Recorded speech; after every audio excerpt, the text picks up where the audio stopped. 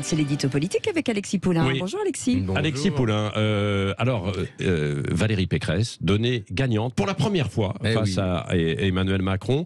Comment vous interprétez ce sondage qui met les LR donc devant, sauf qu'au premier tour, bon, elle est à 20%, et puis dans un second temps, on verra aussi la gauche qui est complètement perdue. Oui, alors c'est un dernier sondage Elab qui est sorti hier soir et qui change la donne. Alors bon, sondage à quelques mois de l'élection présidentielle, on prend ça avec des pincettes, mais quand même, ça montre une certaine température.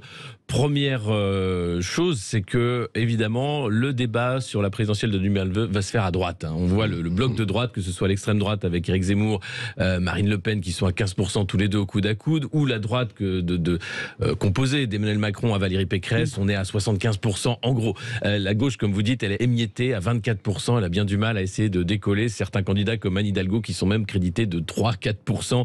C'est vraiment des campagnes qui ne décollent pas. Et pour ce qui est de Valérie Pécresse, elle a été donc désignée candidate du camp Les Républicains. Et on voit une bulle, Valérie Pécresse, qui se crée cette semaine de 10 à 17%, puis à 20%, jusqu'à, et dans ce sondage, être devant Emmanuel Macron au second tour à 52% et battre le président sortant qui serait candidat à sa réélection.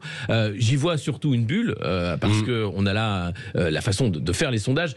Ça pose question entre le matin, un sondage à 17%, et puis le soir, un sondage à 25%. C'est 4 millions de voix. 20. Enfin, c'est 4 millions de voix, dont 2 millions de voix qui seraient de gauche, qui se reporteraient sur Valérie Pécresse. On se demande comment c'est possible. Alors, la campagne ne fait que commencer. C'est possible, si la campagne est bien menée par les uns et les autres. L'idée, c'est bien sûr d'aller chercher des pourcentages dans le camp des autres, d'aller chercher aussi des abstentionnistes, des gens qui ne savent pas ce qu'ils vont voter. Là, on voit clairement que si les sondages se succèdent et montrent cette courbe-là, Valérie Pécresse a toutes ses chances, évidemment, pour battre Emmanuel Macron.